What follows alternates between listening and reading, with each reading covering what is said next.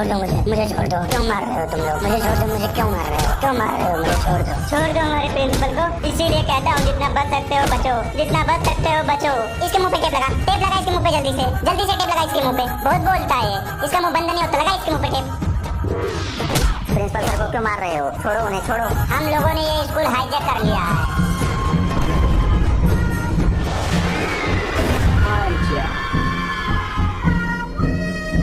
अगर किसी ने ज्यादा स्मार्ट बनने की कोशिश की ना तो पहली गोली उसी के सर पे मारूंगा। ओए प्रिंसिपल के बच्चे, तू क्या अपने आप को समझ रहा था? तू बच जाएगा हम लोगों से? मुझे लगता है कि आप लोग गलत जगह पर आ गए हो। यहाँ आपको कुछ नहीं मिलेगा। हाईजैक करना है तो कोई बैंक जाकर हाईजैक करो, ट्रेन हाईजैक करो, प्लेन हाईजैक करो। ये स्कूल में क्या मिलेगा आप लोगों को? छोड़ दो हमारे सर को। सही बोल रहा है। मैं बहुत बड़ा डाकू हूँ। तुम लोगों ने मुझे बेवकूफ समझ के रखा है क्या? ज्यादा होशियारी दिखाई ना तो पूरे स्कूल को बम से उड़ा दूंगा। यार मैं आज स्कूल नहीं आता। क्या होगा हमारे स्कूल का यार? कुछ नहीं होगा, बचाना पड़ेगा। हाँ भाई, खुद को हम बचाएंगे। खुद को नहीं, पूरे स्कूल को बचाएंगे। तू देख, मैं वीडियो बना लिया हूँ इन लोग का। अभी देखना, मैं 100 नंबर भेज के पुलिस वालों को बुला लूंगा। इन लोग को पता ही नहीं चलेगा। नहीं यार नहीं, पागल मत बन। ये सच्ची मुच्ची के डाकू है, जरा हीरो मत बन। शांति से बैठा रहे। अभी देखना, मैं पुलिस वालों को व्हाट्सएप कर देता हूँ, फिर हम लोग हेल्प के लिए बोलते हैं। रुक जा, वेट कर।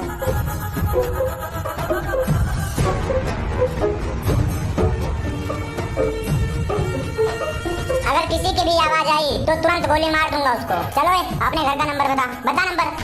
003 7 7 11 15 7 11 15। हेलो हाँ जी, छोड़ो। मैंने तुम्हारे पति को स्कूल के अंदर किडनैप करके रखा है। अगर उन्हें बचाना चाहती हो तो चुपचाप फिरौती के 10 करोड़ रुपए लेकर स्कूल में चुपचाप चली जाओ और पुलिस को खबर नहीं देना, नहीं तो तुम्हारा पति तुम्हें टुकड़ों में मिलेगा, टुकड़ों में। पूरे स्कूल में मैंने बम लगा के रखा है, धज्जियां उड़ा दूंगा, धज्जियां। इसलिए शांति से आके पैसे देके चले जाओ। ये आप लोग बहुत गलत कर रहे हो, बहुत ज्यादा गलत कर रहे हो। बच्चों पर कम से कम रहम खाओ। चुप चुप चुप।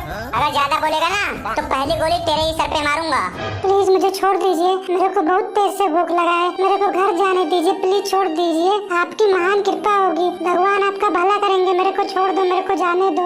चुप करके शांति से बैठ जा। अगर एक भी शब्द निकाला ना मुंह से तो गोली मार दूंगा अभी तुझे। समोखन यार, मेरे को बहुत डर लग रहा है यार, बहुत ज्यादा डर लग रहा है। इन लोगों का गन तो देख यार, प्लीज यार भाग चलते हैं, किसी तरह हम लोग भाग चलते हैं यार। पागल है क्या तू? हम इतने भी डरपोक नहीं है कि अपने दोस्तों को मुश्किल में छोड़कर हम भाग जाएं। ओए टोपी, खड़ा हो जा। खड़ा हो, बहरा है क्या? सुनाई नहीं दे रहा तेरे को? खड़ा हो, जल्दी से खड़ा हो। मत मारिए मेरे दोस्त को, इसे छोड़ दीजिए, प्लीज छोड़ दीजिए। इसके बदले मुझे गोली मार दीजिए, लेकिन इसे छोड़ दीजिए। तू भी खड़ा हो जा रे, इसके साथ वाले तू भी खड़ा हो जा। खड़ा हो। अब मैं पहली गोली चलाने जा रहा हूँ। तुम दोनों ये बताओ कि इन दोनों टीचरों में सबसे पहले गोली किसको मारूं? कौन बच्चों को ज्यादा परेशान करता है? कोई नहीं जी, कोई नहीं। दोनों टीचर बहुत अच्छे आदमी हैं, बहुत अच्छा पढ़ाते हैं दोनों। झूठ मत बोलो, कोई ना कोई तो होगा। बताओ किसको दूर कर दूं तुम्हारी जिंदगी से हमेशा के लिए? जैसे तुम लोग तंग हो चुके हो, बताओ, तुम्हारी परेशानी दूर कर देता हूँ। नहीं, हमारे दोनों टीचर ये बहुत अच्छे हैं, कभी परेशान नहीं करते हैं, बहुत अच्छी तरीके से पढ़ाते भी हैं, बहुत प्यार करते हैं हम लोगों से। अब टीचर तुम बताओ, इन दोनों में से या पूरी क्लास में से कौन बच्चा आप लोगों को परेशान करता है? बताओ, उसका नाम बताओ। पूरी क्लास के बच्चे बहुत अच्छे हैं, बहुत मन लगा के पढ़ाई करते हैं, बहुत मेहनती हैं और कभी भी शरारत नहीं करते हैं। ये तो तू झूठ बोल रहा है, सरासर झूठ बोल रहा है। पहली बार मैंने देखा है किसी टीचर को जो बता रहा है कि पूरी क्लास के बच्चे अच्छे हैं। बहुत ही अच्छा स्कूल है ये, टीचर भी खुश और बच्चे भी खुश। ऐसा स्कूल तो मैं पहली बार देख रहा हूँ। मैं माफी चाहूँगा, लेकिन एक बात तो मुझे बता दीजिए, आप लोगों को मेरे से क्या दुश्मनी है? मेरे स्कूल से क्या प्रॉब्लम है? आप लोगों को बता दीजिए, हमने आपका क्या बिगाड़ा है? ऐसा हमने क्या कर दिया बताओ? इस स्कूल से मुझे पर्सनल दुश्मनी है। कभी इसी स्कूल में और इन्हीं बेंच पर बैठ के मैं पढ़ा करता था। मैं भी यही पढ़ता था। मेरे पिताजी बहुत गरीब इंसान थे, मेरे भी। वो मेरे स्कूल की फीस नहीं दे पा रहे थे, मेरे भी पापा स्कूल की फीस नहीं दे पा रहे थे। फिर इस प्रिंसिपल के बच्चे ने फीस ना देने के कारण मेरे को 10वीं का पेपर नहीं देने दिया, जिस कारण मैं फेल हो गया और मैं एक प्रोफेशनल डाकू बन गया। आप लोगों के पास फीस देने के पैसे नहीं थे तो आप लोगों को प्रिंसिपल के पास फीस माफी की अर्जी दे देनी चाहिए थी। प्रिंसिपल सर फीस माफ कर देते। मैंने बहुत सारे एप्लीकेशन, बहुत सारी अर्जी फीस माफ करने के लिए इस प्रिंसिपल को लिखा, पर इस प्रिंसिपल ने एक पर भी साइन नहीं किया। ये 10वीं पास नहीं कर पाया और मैं बीए तक पढ़ाई किया हूँ। बीए पास होने के बाद मैं नौकरी लेने के लिए कंपनी में गया। कंपनी वालों ने मुझे धक्के मारे। दुकान पे काम किया तो उन्होंने मुझे चोरी का इल्जाम लगा के दुकान से धक्के मारे। खुद का बिजनेस स्टार्ट किया मोहल्ले में मुर्गा काटने के लिए, तो मोहल्ले वालों ने धक्के मारे। कुछ दिन घर पे पड़ा रहा, कुछ ना किया तो घर वालों ने धक्के मारे। अब मैं भी धक्का खाना छोड़ दिया, रिश्ते और रिश्तेदारों को छोड़ दिया, मिल गया इनके साथ और बन गया डाकू। अब मोहल्ला, वो शहर, वो कोना छोड़ दिया। मुझे तो ये नहीं समझ में आ रहा है, जब आप कहीं नौकरी लेने जाते थे तब वो लोग मना क्यों नहीं करते थे, धक्के क्यों मारते थे? इसको गोली मारी, इस गंजे को गोली मार गंजे को गोली। बोल रहा हूँ ना कि तुम लोग शांति से बैठे रहो। शांति से नहीं बैठा जाता तुम लोगों को। अब तेरी आवाज नहीं आनी चाहिए, शांति से बैठा रहना। ये पैसे लेकर इसकी बीवी अभी तक क्यों नहीं आई? कितना टाइम लगेगा? दोबारा फोन मिला के देखता हूँ। हेलो, क्या हुआ? अभी तक पैसे तैयार नहीं हुए? क्यों नहीं पहुँची स्कूल अभी तक तुम? ला रही हूँ जी, ला रही हूँ। मैं रास्ते में हूँ, आ रही हूँ। उनको कुछ मत करना, ला रही हूँ पैसे। आप ऐसा गलत काम मत करो, आपकी भी माँ बहन होंगी। डाकुओं की कोई माँ बहन नहीं होती, लोग वैसे ही उनकी माँ बहन करते रहते हैं। हम लोग डाकू इसलिए बने हैं क्योंकि हमारा भी सपना है कि हमारे पास गाड़ी हो, घर हो, खुद का बिजनेस हो, इज्जत हो हमारे लोगों में, लोग हमसे डरें। लेकिन इस समाज ने कुछ नहीं दिया है, कुछ नहीं दिया है, कुछ नहीं दिया है। देख रहे हो हम लोगों को? हमारे कोमल हाथों में इस प्रिंसिपल ने कलम छुड़वाकर बंदूक थमा दिया है। इसकी वजह से हम डाकू बने हैं। हमारे डाकू बनने का मुख्य कारण यही है। मोनू, इन लोगों का टाइम थोड़ा वेस्ट कर यार, पुलिस आ रही होगी। किसी तरह इन लोगों का टाइम हम लोग बर्बाद करते हैं, इनको रोक के रखते हैं हम लोग। उस बेचारे को क्या हुआ है? वो चुपचाप खड़ा है उधर साइड में। उसको क्या हुआ था? वो कैसे डाकू बना? इसके घर में कमाने वाले सिर्फ इसके पापा थे और ये घर में बैठकर मुफ्त की रोटियां तोड़ता रहता था। और जब इसके पापा नहीं रहे तो हमने इसको अपने ग्रुप में शामिल कर लिया ताकि ये भी 2-4 पैसा कमा सके, अपना गुजारा कर सके। अब मुझसे इंतजार नहीं हो रहा है। मैं इस प्रिंसिपल के बच्चे को गोली मारने जा रहा हूँ। इसकी बीवी लगता है नहीं आएगी, पूरा स्कूल उड़ा दूंगा मैं। नहीं, ऐसी गलती कभी मत करना, ऐसी गलती कभी मत करना। ऐसा ना करो ऐसा। मेरी बात सुनो, इस स्कूल से पढ़कर जज निकले हैं, वकील निकले हैं, पायलट निकले हैं, इंजीनियर निकले हैं। मैं भी निकलने वाला हूँ। वो सब यहाँ से बच के निकले होंगे ताकि ये प्रिंसिपल उन सबके ऊपर जुल्म ना कर पाए। मैं भी इस स्कूल से निकलकर एक बहुत बड़ा और मशहूर डाकू बन चुका हूँ। मेरे पापा बहुत बड़े डाकू थे, उनसे पूरे शहर के लोग डरते थे। फिर आगे क्या हुआ? पुलिस ने उनके सर पर इनाम रखा था 1 करोड़ रुपए का। जो मेरे पिता को जिंदा या मुर्दा पकड़ कर लाएगा, पुलिस उन्हें 1 करोड़ रुपए देगी। फिर क्या हुआ? आपके पिताजी जिंदा पकड़े गए कि मुर्दा? वो मुर्दा पकड़े गए थे। ओहो, फिर वो 1 करोड़ का इनाम किसको मिला? मुझे मिला, मैंने पकड़वाया था अपने पिता को, मुर्दा। आप तो बहुत खतरनाक डाकू हो, आपसे मुझे डर लगने लगा है। ये तो कोई खतरनाक वाली बात नहीं है। इससे भी खतरनाक डाकू मेरे दादाजी थे।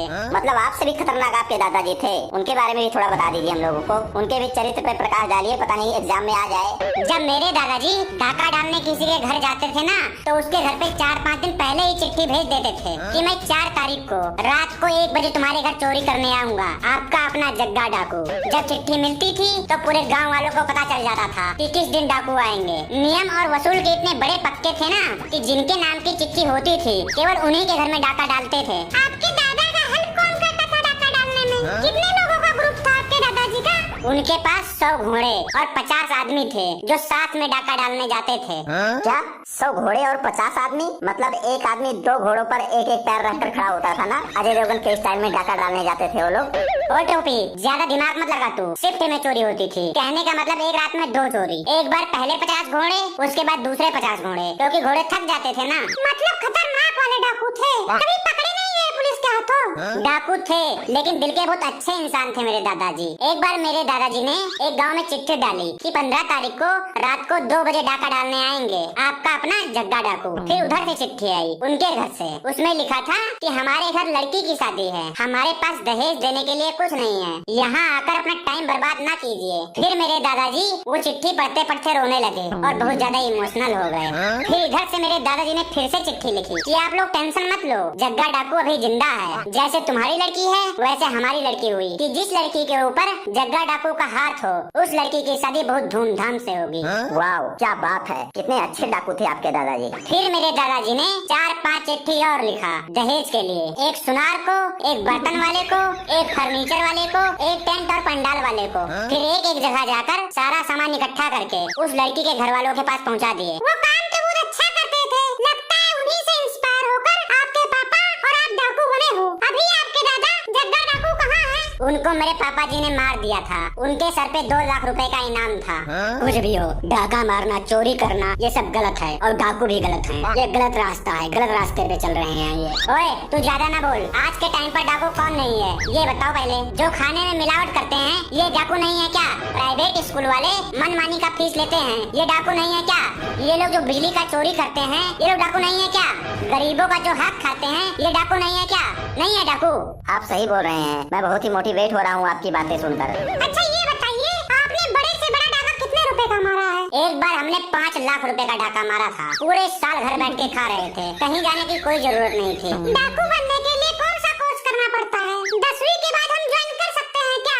ये डाकुओं की भर्ती जून जुलाई में शुरू होती है। फॉर्म भरिए, अगर आपका रिटर्न क्लियर हो जाता है तो आपको फिजिकल टेस्ट देना होता है, जिसमें आपसे दौड़ लगवाया जाता है, रस्सी कुदाई जाती है, दीवार कूदना सिखाया जाता है, दीवार में छेद करना सिखाया जाता है, छोटे से छेद से भागना सिखाया जाता है, अंधेरे में देखने की ट्रेनिंग दी जाती है, एक जगह पर सांस रोककर घंटों तक खड़े रहने की ट्रेनिंग दी जाती है, मार खाने की ट्रेनिंग दी जाती है। एक बात नहीं समझ आ रहा है, थोड़ा सा डाउट है कहने का मतलब कि मतलब दौड़ने की ट्रेनिंग क्यों दी जाती है जब आपको घोड़े दिए जाते हैं? हाँ पता है, लेकिन जब डाका डालने जाते हैं तो घर से घोड़े तक की दूरी बहुत इम्पोर्टेंट होती है।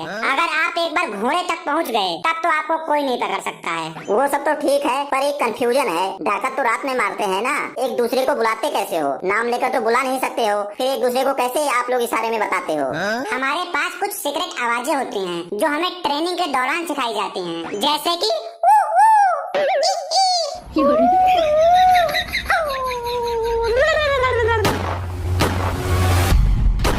पुलिस आ गई, बच गए हम लोग बच गए भाई, पुलिस आ गई।